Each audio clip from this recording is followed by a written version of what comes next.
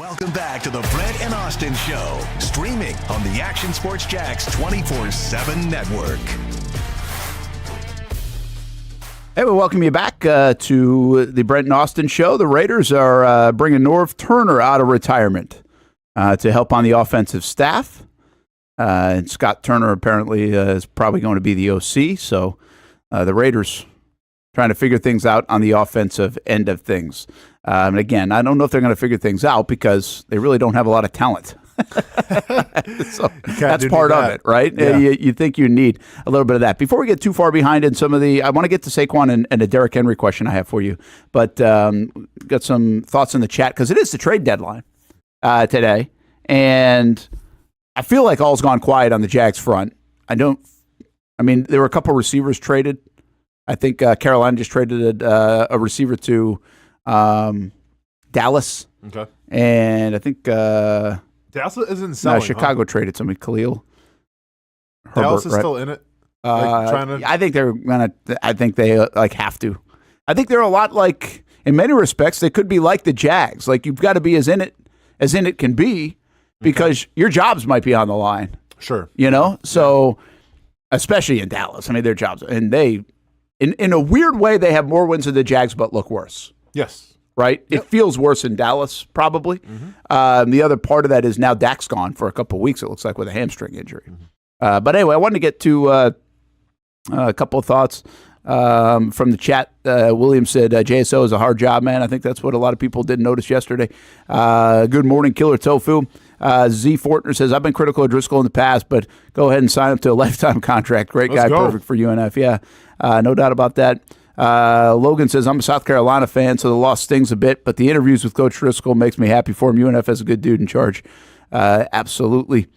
Let's see, what else? William says, Brandon Sheriff gone by 4 p.m. It better be a sweet deal to pull off since we have no OL depth. I don't think Sheriff's going anywhere, in part because he's banged up. Yeah. Like, Sheriff is playing through, we talked a little bit about this yesterday. This might be a story we're actually going to do on our pregame show. Just the admiration for these guys playing through what they play through. And Sheriff is playing through a ton. Yeah. Don't be so hard on yourself, Brent. Remember the whole the allergy game that you had? I did. I played through allergies, which is probably harder than almost a broken leg. Let's go. I do have, by the way, I bought some cayenne pepper. And so I can have it in my water. I've been doing it too. Yeah? I started the past 4 days I've tried it. I've got it in the office here. Yeah. So might have to try. I actually did try it a little bit. It was okay. You can't even I couldn't taste it. It wasn't that bad. I think I might have put too much in. Well, then, yeah, if you can taste it, it's affecting you. You probably put too way much. Too much. I don't know what you're supposed to put in. Well, I mean, I put I might get some in the break. Like a half a teaspoon. Yeah. Yeah. Well, I had the container, so I didn't really have a teaspoon. I just dumped it in. Well, no, man. I'm not saying I used a teaspoon to measure it, but come on, I cook.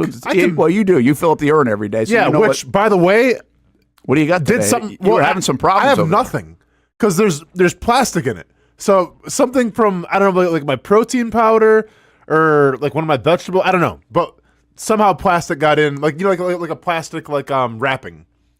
Got in there, and I'm chewing on it. I'm like, all right, well, that smoothie's compromised. Got to go home and redo another one. So I'm kind of ticked about that. But what are you gonna do?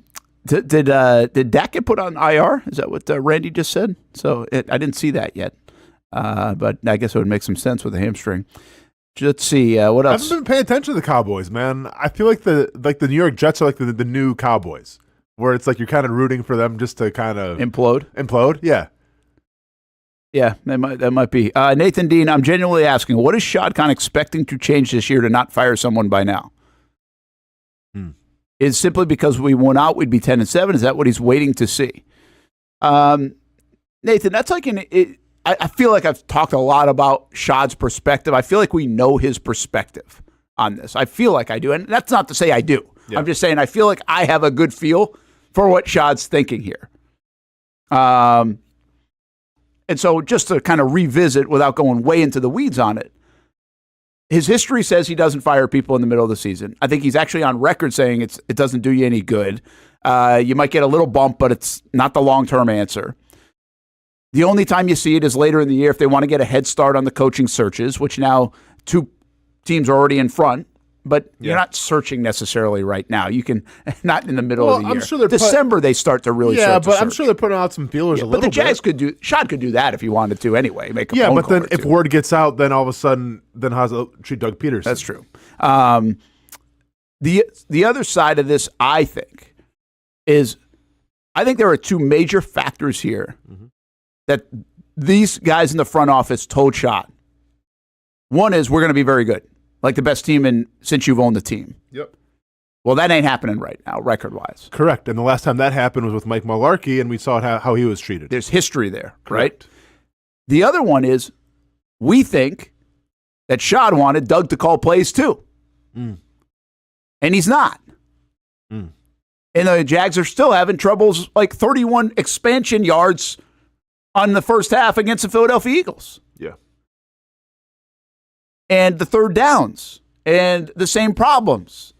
So if you're Doug and you had this conversation, I'm not telling you that. We just believe, based on what Shad said in the summer, based on all the tea leaves adding up, that it seems like the owner thinks the way a lot of us think, like, hey, it's not about press. It's about Doug. He's better at it, right? Correct.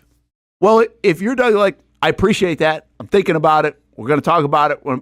But I go with press. Well, you got to be right.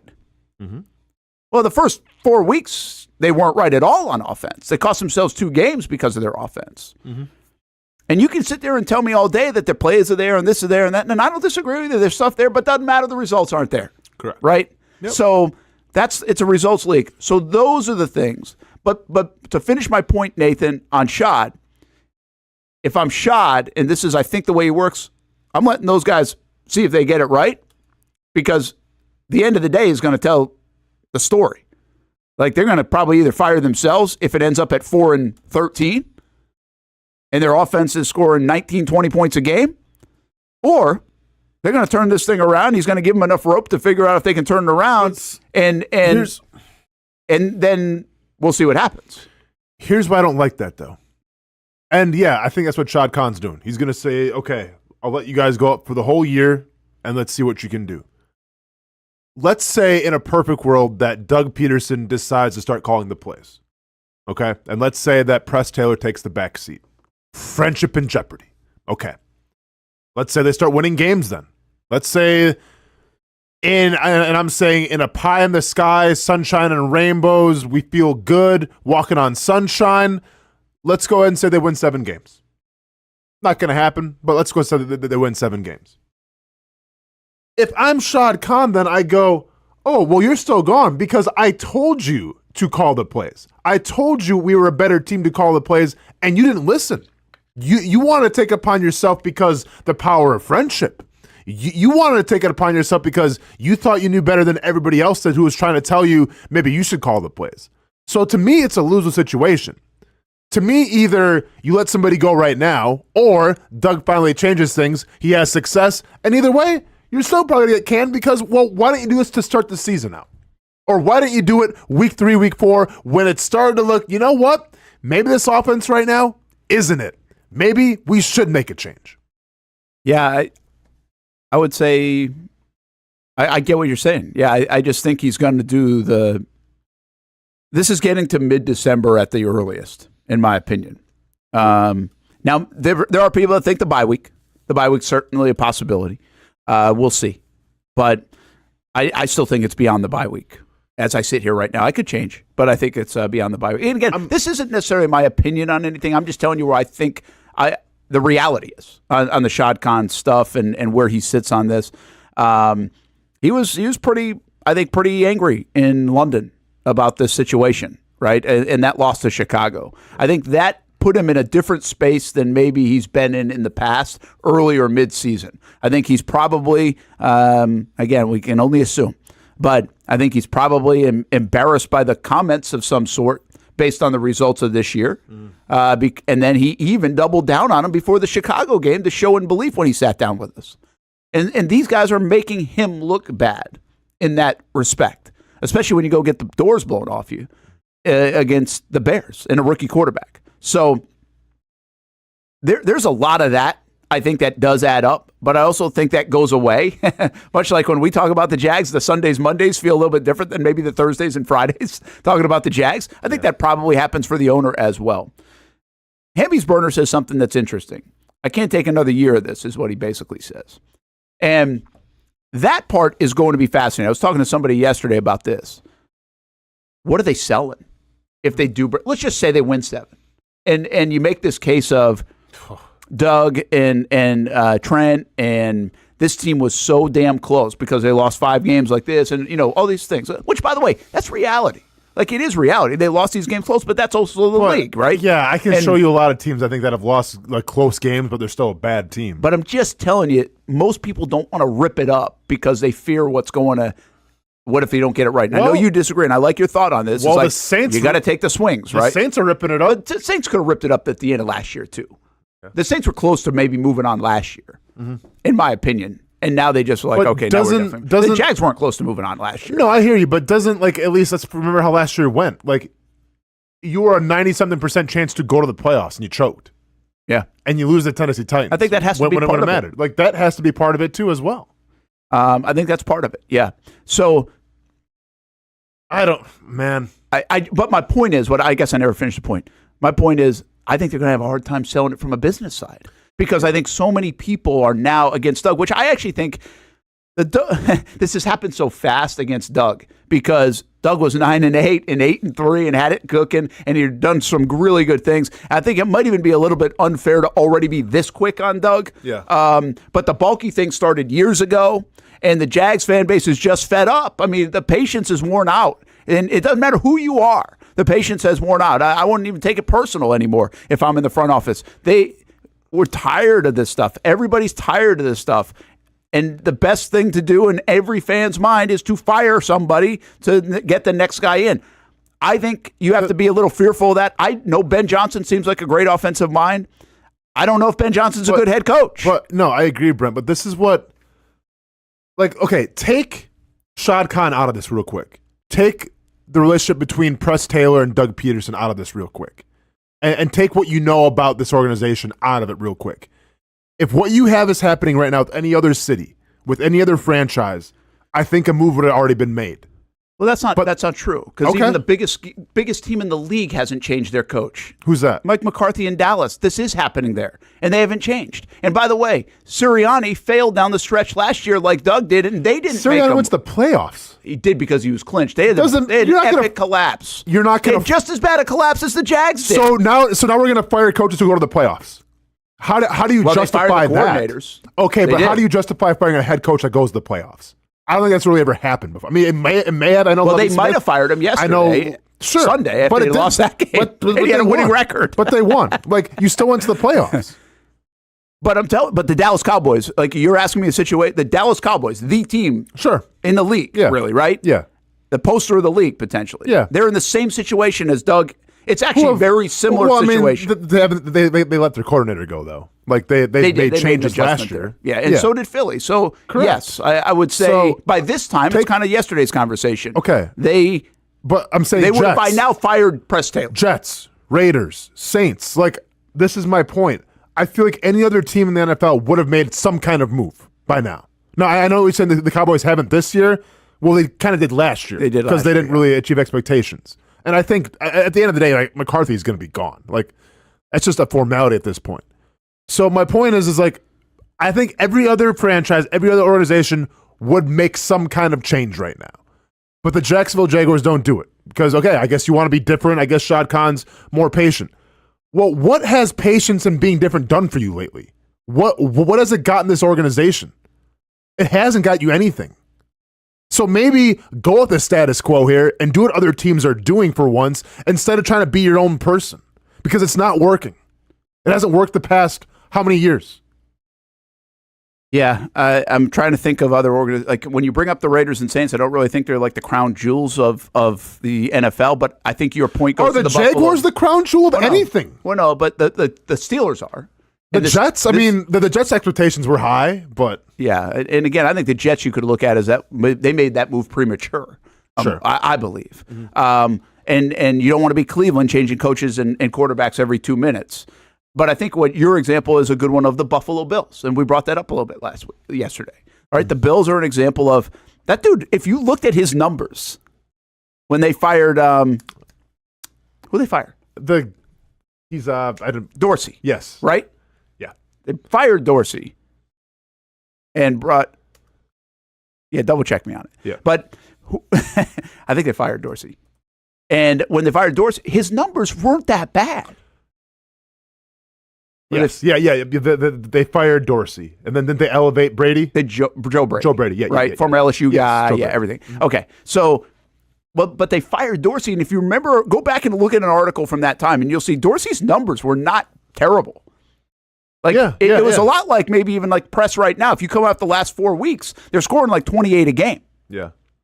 But there was a standard that wasn't getting met. Or it didn't feel right, right? Or whatever reason. And now, ever since they fired him, Joe Brady's done this, and this. Now, what we do know here is it's a different situation. McDermott didn't have a loyalty to a guy like Dorsey. Like, obviously, Doug has a loyalty to Press Taylor. Mm-hmm. So, is that a conversation happening? To your point, I would say probably not. I don't even think there's been an inkling of a thought of firing a coordinator yet. Sure. Ryan Nielsen's 9 games in. Press Taylor, again, I think this is more on Doug overall, and they're not firing the coach. Mm-hmm. So I don't think we're getting that. Should we? Maybe you're right. Maybe we should. It worked in Buffalo, and they turned it around. I mean, like, can you make Mike McCoy the play caller right now, or just Doug can become the play caller? Yeah. And now you go win games. Like, yeah. But we've been begging for this for a while, right? But and I'm not. Like, by the way, I want to make this crystal clear. I have not been begging to fire Press Taylor. Crystal clear here. I have not been all over Press Taylor like the fan base has for the last year and a half. This is a Doug problem. It's a Doug problem overall. But I do believe that Doug's a better play caller. And if you just make change for change's sake, like the Buffalo Bills did, it can jumpstart you. Once again, I go back just for context. That was the nature of my question in Houston when Doug didn't like it. It was jumpstart this thing. Different voice. Like, give it something else, right? But, yeah, and now Z Fortner saying it's too late now. Doug just needs to take over play calling. It's too late now probably to even do that. You might as well just ride now, right? Like, I mean, he's obviously not going to do it. He's died on the hill. Yeah, but like, if your goal is to try to help out your friend and Press Taylor, are you doing him any favors right now by letting him keep calling the plays? I don't think so. Like, is there a high market right now for Press Taylor as a head coach in the NFL? No. Yeah, that's so. Like, what? So then, what are we hanging on to? Yeah, I don't know. I don't. Okay, I don't. But like these are kind of stupid questions to be asking though. Like when we're halfway through this season, and if I'm Shad Khan, I'm the owner. I'm asking that question too. It's like, so what are we doing? Why don't you? Because you're trying to elevate, but it's not working. So what's the point? Yeah, why are you standing pat? Right? Like why? Here's the thing that Doug's, I guess doesn't make sense. To your point, it's an easy move. It's an easy move to try to just change something and fix it. Now, you can sit here and keep telling how close you are, and how close you are, and how close you are, but it's an easy move. Rob, let's get to some Doug sound. Listen to him about I asked him about second guessing. Like how often they come in on Sunday nights and Monday mornings and Monday afternoons and sit there and second guess, kind of like the way we do. Yeah. But do they second guess some of the situational stuff, like the 4th and 1? Sunday. It just looked like a ridiculous play. Was that Trevor? Who knows? Was that the call? Who knows? They don't tell us that stuff. But it was bad. And then the last sequence, again, the Bucs were in the same situation last night. They ran the ball at like the 35-yard line with a buck and a half to go. They had a timeout. But they weren't at the 13. They were at the 35. Yeah. And they melted the clock down, and guess what? It worked. They got to overtime because of it. If they had kept time on the clock, Mahomes would have gone down and beaten them. I mean, you have to second-guess some of this stuff. Here's Doug yesterday. I mean, obviously, on a Monday you can sit in here and watch the tape and a little bit calmer eyes and, probably, shoulda, coulda, woulda, right? You play that game with yourself all the time. And that's what, trust me, that's what beats you up as a coach, right? And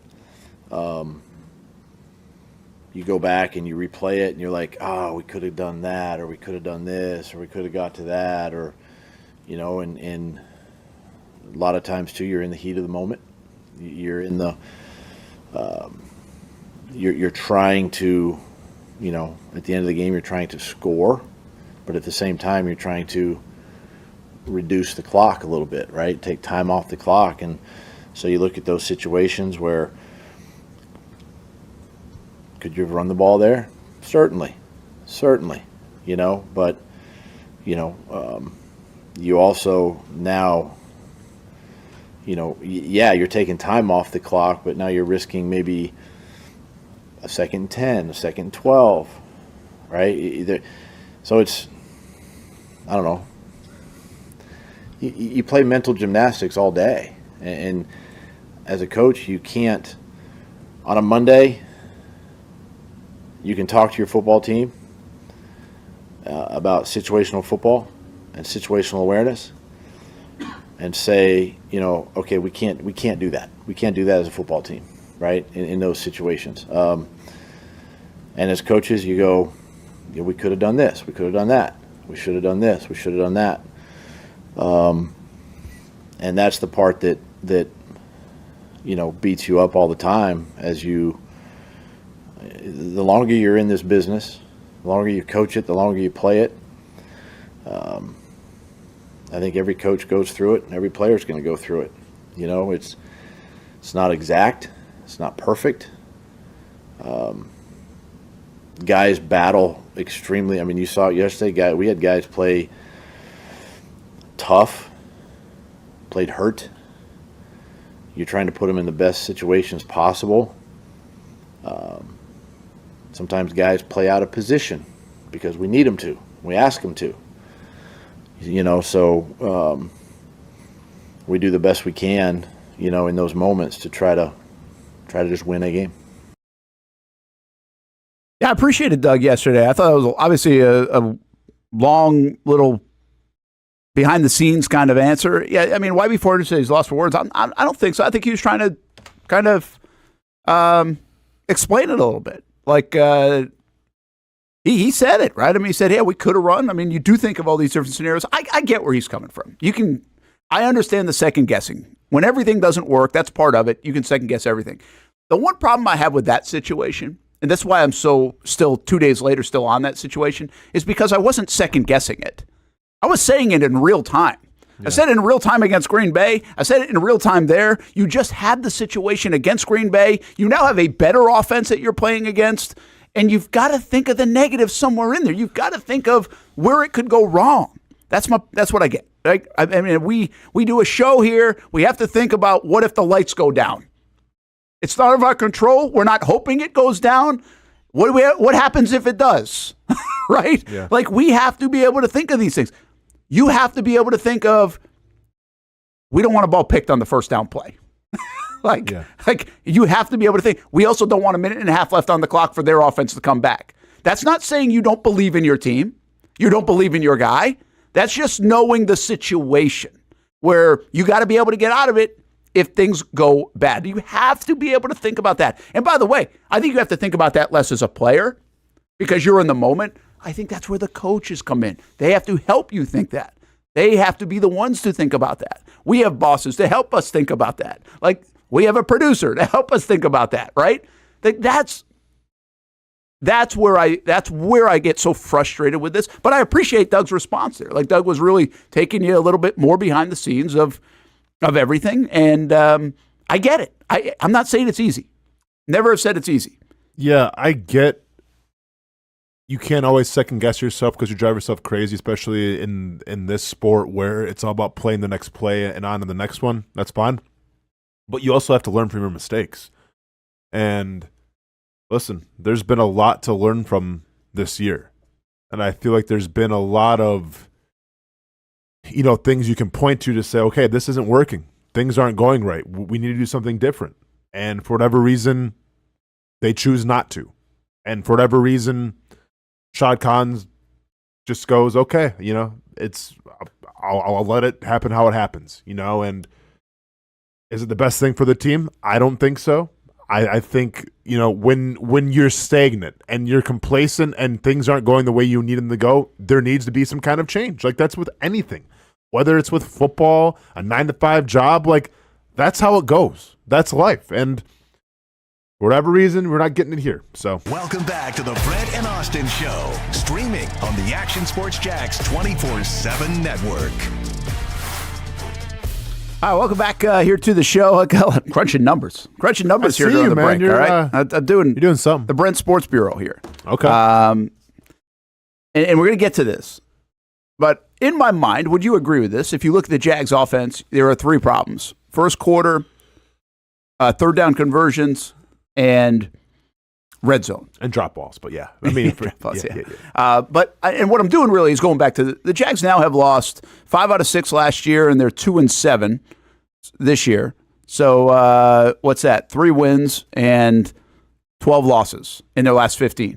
Okay. So they're 3-12 in the last 15 games. Yes. And so that's what I basically have gone back to those 15 games. I'll give you the numbers in just a couple moments. So we'll get to that part. But I think what's going to be pretty revealing here is one of those categories is not as bad as you think it is, or I think it is. Okay. Overall. So before we get to that, I don't want to forget about this any longer. We were talking about Saquon Barkley. Mm-hmm. And what's interesting is the Giants had Saquon Barkley. They picked between Daniel Jones and Barkley. They gave Daniel Jones the contract. Barkley goes to Philadelphia, of all places, in the division because they got to let him walk. Now, they had initially signed him to a deal, right? Like it was like a franchise tag deal last year. Yeah. Remember? Yeah. But they didn't sign him to a deal. Mm-hmm. And, I will say this. It's easy in hindsight. You've said it before. Barkley's your best player. He's still your best player. He's also been a very banged up player. Sure. And the big miss here is the quarterback position isn't good. No. Right? So it's one thing if your quarterback was playing well and you lost Barkley, then you could justify it. But what has transpired is obviously brutal. Well, I would say the same. Do we have a similar situation here in Jacksonville where you could have tried to go get Derrick Henry this offseason? He's a free agent. The Ravens made sense, and maybe he goes to the Ravens anyway. But you could have made a play for a guy like Derrick Henry. Sure. I wasn't clamoring for it. You've got ETN. Bigsby, we didn't really know at the time, You didn't right? know, but where you took him, you would hope that Bigsby would try to fill a role where he would be And you're invested. adequate. Yes. And you're invested. And I'm wondering when are the wheels going to fall off Derrick Henry. Everybody's wondering, but it's like, okay, Baltimore's a good fit. He'll at least, even if he goes for 700 yards, it's going to be a productive 700 yards. Correct. Nobody thought he'd be 1,100 yards through 9 games. But that ain't our job to know that. That's your job to know that down there at Jags headquarters. Yeah. And so this is my question. This is maybe a little bit of a problem. And I know it's a bit of a hindsight problem, but like you go get Armstead and Darby, and obviously Morse has worked out, Gabe Davis. You get these guys. And again, I can make the sense out of it. I see what you're doing, but your job is to be right. And you're not right on a lot of those guys. Mitch Morse is the only one that's done anything here in Jacksonville really worth a damn. Mm-hmm. And he's been great. But your job is to maybe see, you know what? We change the dynamic of our football team and help our quarterback out because we want to run first, like you said, all offseason, and that's what we want to be on offense. And we could bring a guy out there from our division, much like the Eagles did, who took a chance on the health of Saquon Barkley. Mm-hmm. And the Jags don't do that. Mm-hmm. And by the way, he's one of the best players in the National Football League right now, which, again, we don't have those in Jacksonville. Sure. So I understand. This is hindsight 2020. This is Monday Morning Quarterback at its finest. But the bottom line is that's your job to figure that out. The Eagles aren't afraid to make a move like that. And look what it's doing to them. The Ravens aren't afraid to make a move like that. Look what it's doing for them. The Jags seemingly are afraid to make a move like that or are unwilling to make a move like that or aren't good enough to make a move like that. And they get these other moves, spend a lot of the owner's money that don't work. Sure. So you could have put a perennial Pro Bowler, future Hall of Famer in your backfield and said, well, worry about Tank later on. Mm-hmm. And make your team super dynamic, potentially. Give yourself an identity. Mm-hmm. But you let Baltimore do it because guess what? The whole NFL knew Baltimore was going to do it. Mm-hmm. Yeah. I mean, we all knew they were going to do it. So I mean, am I being, is that too much? I know I get the hindsight nature of this conversation, but doesn't it magnify a little bit that the Jags go do something like that? I always say you got to be bold. Do something like that. They didn't have they didn't have the team put in place to be able to facilitate that. Do you think Derrick Henry would have wanted to come to Jacksonville over Baltimore? Even if you would have paid him even if you offered him maybe another $2 million on his contract, which people would have an issue with that. No, I would say absolutely not. I would say too, but do you think for a second they even tried? But why would you? Like I feel like you don't have the team right now to say, hey, let's go get a very high priced running back when we have Tank Bigsby and Travis Etienne. Yeah, and I get hindsight's 2020 for sure. But I thought Derrick Henry was going to be great. That's why I drafted him second round in fantasy. Yeah, I don't know. It's a risky move, but I see teams make risky moves. I guess the Jags, what did the Jags do risky? The Jags made everything that made sense. Mm-hmm. The Jags' risky moves were paying a guy like Tyson Campbell and paying Trevor Lawrence. Well, I mean, risky in retrospect was Eric Armstead. Well, yeah, but it made sense. It made sense, yeah, sure. You know what I'm saying? Yeah, but also, the Derrick Henry, both those moves made sense, though. For number one, you had Saquon Barkley, who wanted out of New York, and you let go of Swift, so, you had to get somebody else. And you're almost, and once again, despite what people think, I think the Eagles are in win-now mode. They Super are. Bowl, no. Yeah. So, all right, so let's go ahead and, put us over the top with one of the best running backs when he's healthy in the NFL. That was a risk. Because he has had some injury history. But the Eagles say, hey, we're so close to going to a Super Bowl, let's try to put ourselves over the top. And then with the Ravens, yeah, it doesn't matter who's running back there. They've had success. But then you go, okay, we're really close to going to the Super Bowl. What are we missing?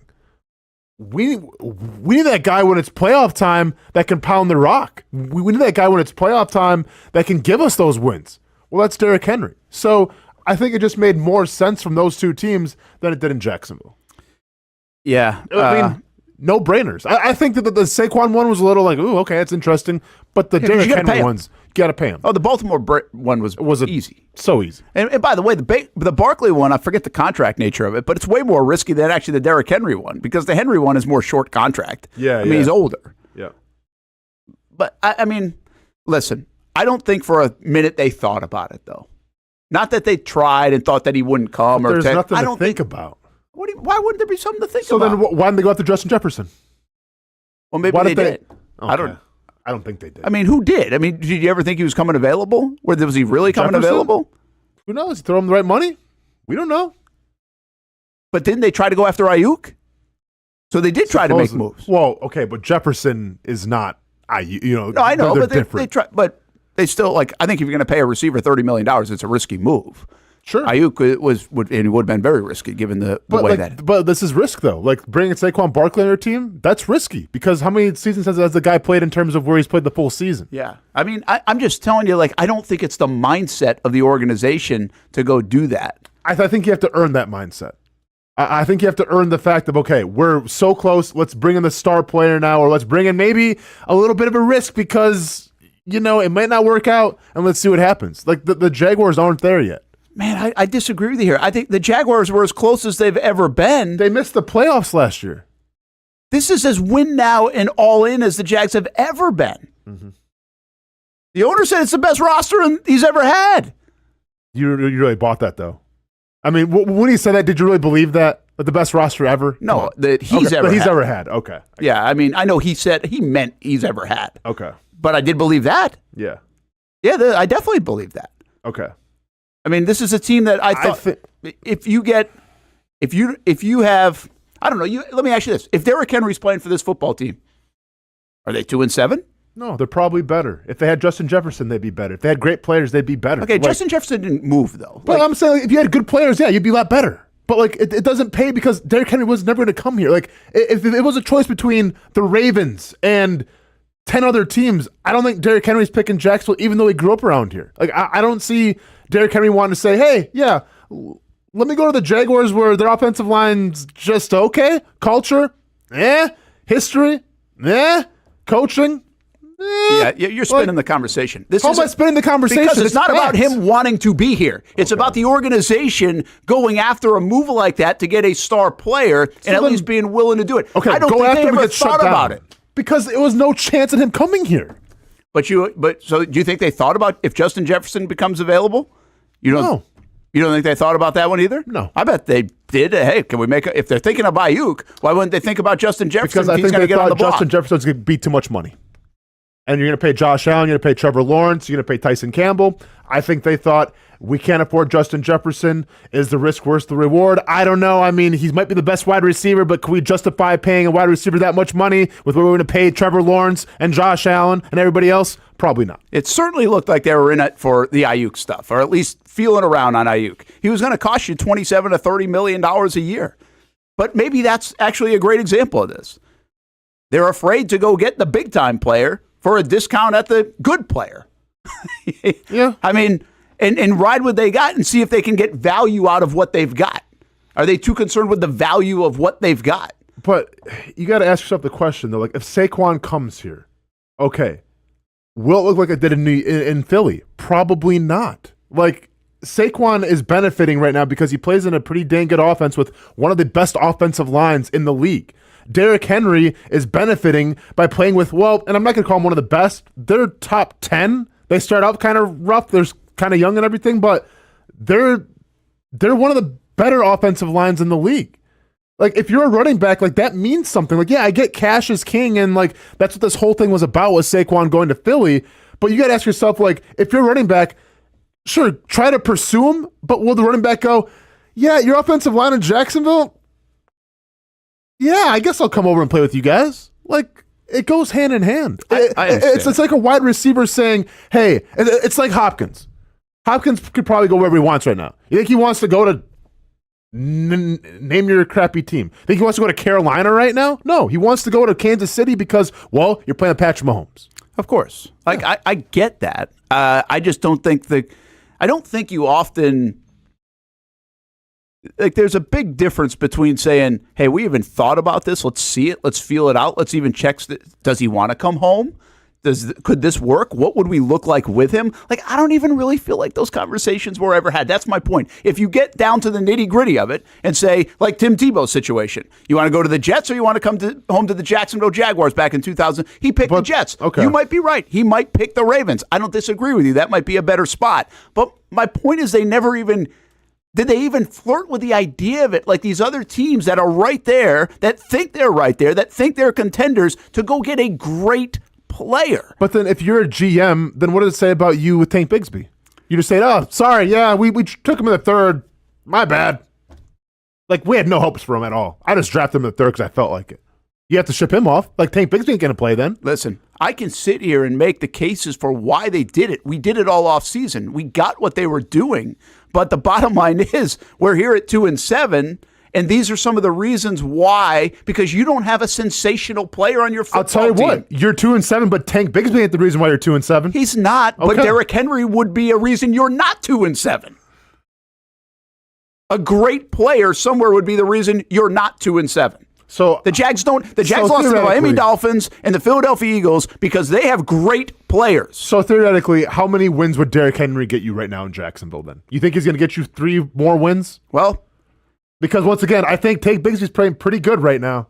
Like, he's played good football. He's not Derrick Henry, but he's not doing bad. No, listen, Tank's been good. But does he win the Miami game because of it? Do you lead teams in time of possession? Do you get 3rd and 1 and 3rd and 2s because you have Derrick Henry?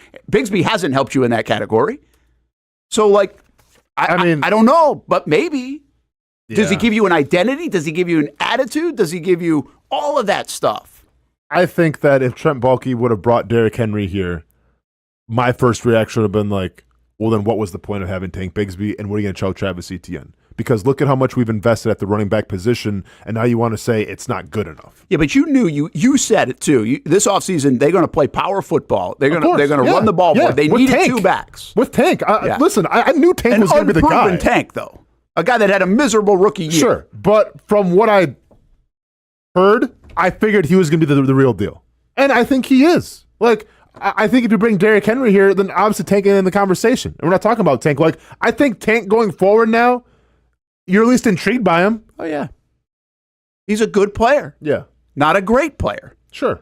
Another good player in Jacksonville. Like, that's okay to be a good player.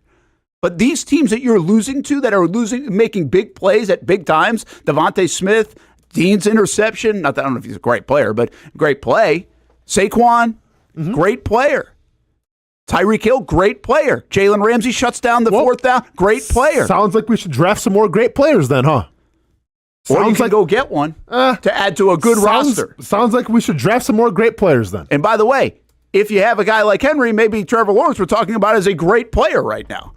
Brian Thomas might be on his way to being a great player. So along those lines, do you go get T. Higgins? Should the Jags be in the market right now to go get an unhappy right or whatever trade deadline? Trade deadline and bring somebody here on a. Do you think T. Higgins He's going to be a free agent? Do you think he wants to be here right now?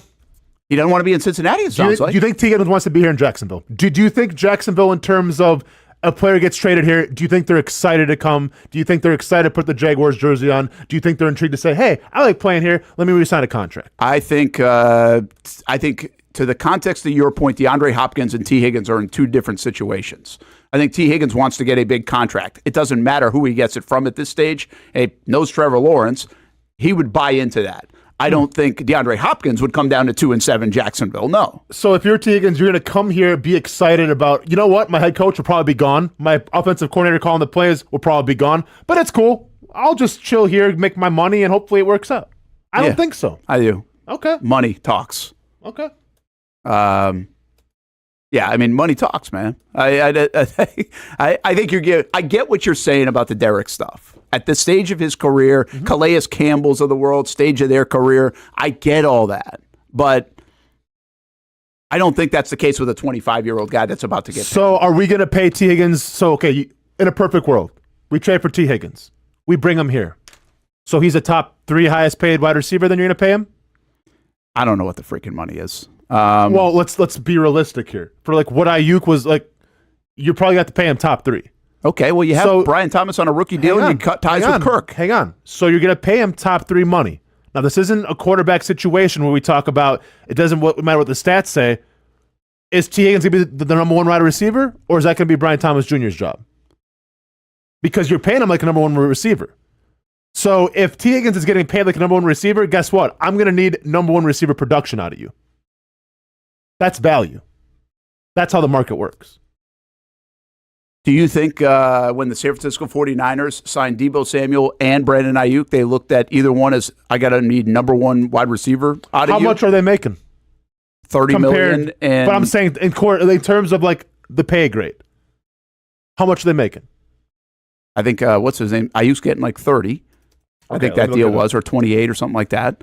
And I forget what Deebo's deal was, but I think it was around 23 or 24. Let me see. There's not as much disparity, if that's what you're talking about. To answer the question, no, I don't want to get T. Higgins here. So Brandon Ayuk is making... So he's the 6th highest paid wide receiver right now in the league. Deebo is...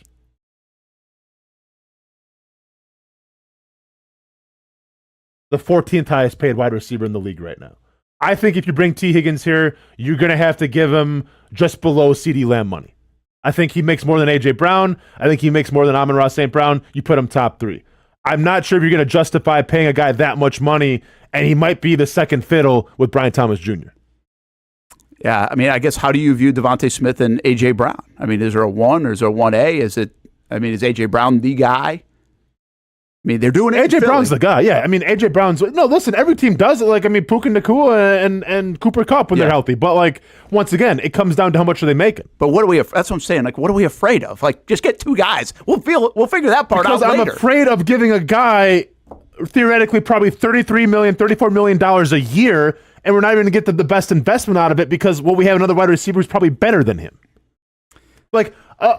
How many teams can say the guy making $33 million a year might not be as good as the rookie right now, making a lot less money? I get it. He's on a rookie deal. I mean, And then you have to pay Brian Thomas Jr., right? Well, you will eventually. Yeah. But that's years down the road.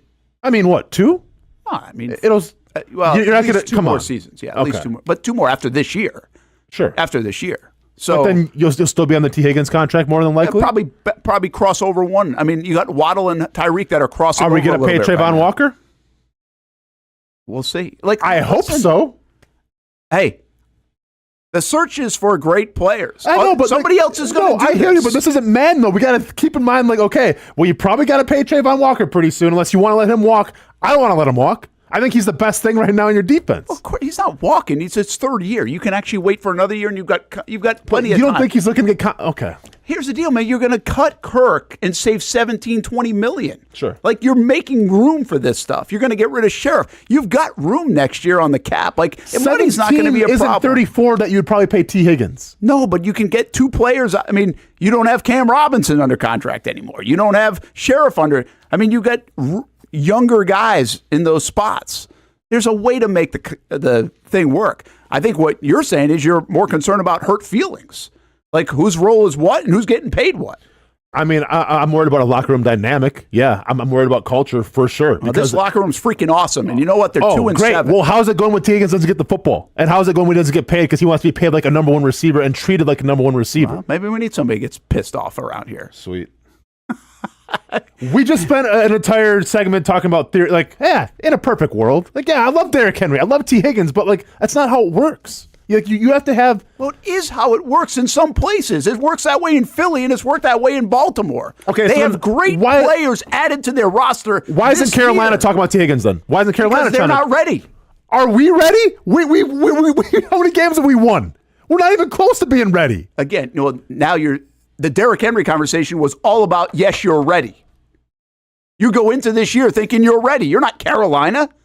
Okay, so after this season, will we be ready? Probably not. Depends how much you're going to rip it up. Oh, man. You're going to rip it up, Brent. Well, I'm not asking for Derrick Henry. I'm asking for a 25-year-old guy now to go along with a 22-year-old receiver. And now you got two great receivers for the next 5 years. You're asking for $34 million a year. I'm asking for great players. Sure. I just watched the Jags get beat by a great players on Sunday. Cool. How about we try drafting some? They've done that. They're going to do that. We'll see if they can get it. But those other teams go sign them and draft them. Mm-hmm. Derrick Henry wasn't drafted to Baltimore. Saquon Barkley not drafted to the Eagles. So let's say A.J. Brown wasn't drafted to the Eagles. Listen, I don't know. Made a bold move to go get him. I don't know how the salary cap works and everything. But, okay, let's say that you pay T. Higgins $34 million a year. Let's say you're going to have to pay Trayvon, 2 years from now? Ideally, how much money are you going to pay him? Yeah, it's going to be $30 million. $30 million. Okay. I mean, with the way this team looks right now, theoretically, how many players are we going to have in the next couple of years that are still on this team right now? Or do you have to kind of tear it down? Because I think you're going to have to rebuild the whole thing again. I do. No, maybe I'm wrong. You can't rebuild the whole thing. You're invested in the Tysons and the Joshes and the Trevors. But I'm and the saying, Bryans like, offensive line, right? Like, I don't think some offensive linemen aren't going to be center and a here. guard. Yeah. Secondary, I don't think some safeties are going to be here next year. Yeah, you're gonna need cornerbacks, pieces, I don't think some corner. Like, there's going to be a lot of pieces that you got to figure out. And I think you have to. I think the great teams have those pieces already put into place. Yeah. I'm going to make one more argument for myself here. Please. You're on the deal of Trevor Lawrence. You can't sit and wait and rebuild. And even if you rebuild, you need to rebuild fast. Like, you can't sit there and wait around to try to go get it. Okay. You know what I mean? Like, it's just his deal. Like, you've got 5 years under this deal to make it work. So that might also might mean you got to do better in the draft, as Shad Khan and others have said.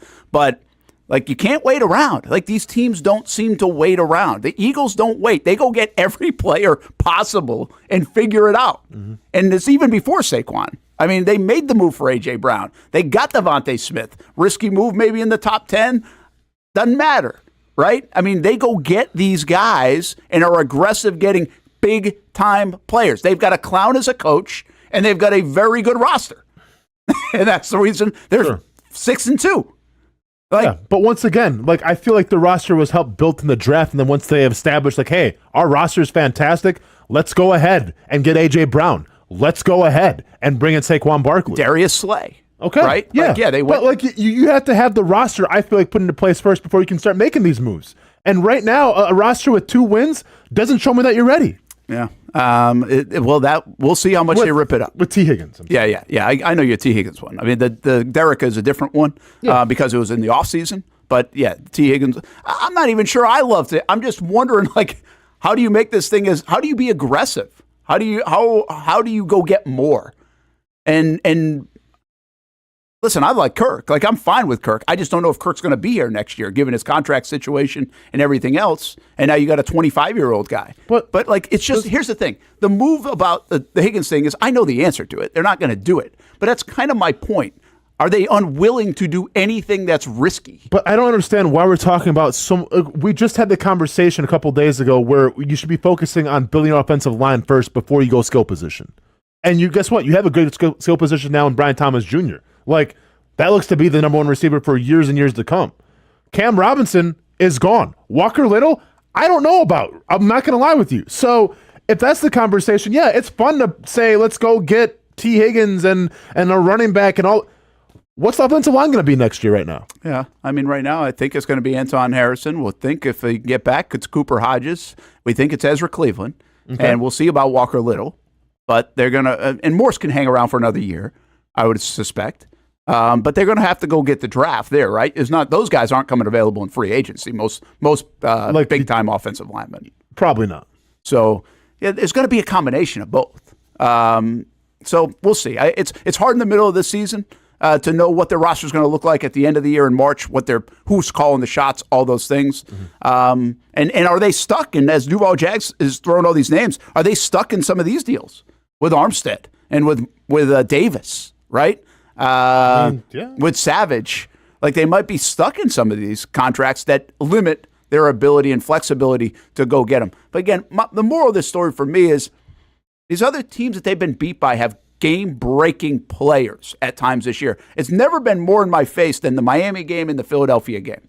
I think the Jags have a lot of good players. This is no disrespect to them, but they have failed to show that they are great players, top 5 players at their position in the league. They haven't done that yet. So until they do that, and Josh was the closest to that last year, Brian Thomas might be that. But until we know that, do you have to acquire more of those guys to help you win? And you're not going to have 8 of them, but a lot of these teams have 2 or 3 of them. And I see those 2 or 3 guys really making a difference against the Jacksonville Jaguars this year. No, I hear you. And we keep saying that the Dolphins have great players. And yeah, I agree with you. But like, what have the Dolphins done to earn anybody's respect? No, I get it. They won the game over the Jags because of those great players. Is my point, right? Okay. Those were the 2 guys that made the plays in that game, was Ramsey and Tyreek Hill, and they are their elite players. Sure.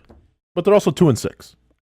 Yeah. And I get Tua had something to do with it, but even if he was in, I don't think they're a competitive Super Bowl team. Well, listen, San Francisco has a ton of elite players, and they're whatever they are. Sure. And they've been banged up. I mean, they've got reasons for it, too. But I don't know. It feels like at times this organization's all in because they've got money spent and, whether it's trading and being a little bit aggressive here or there. But are they really, is the moral of the story. Like, how are they really as all in as we think other teams are? The Eagles, to me, are the team that's always all in. Yeah. Always all in. I mean, the Rams have been all in the past.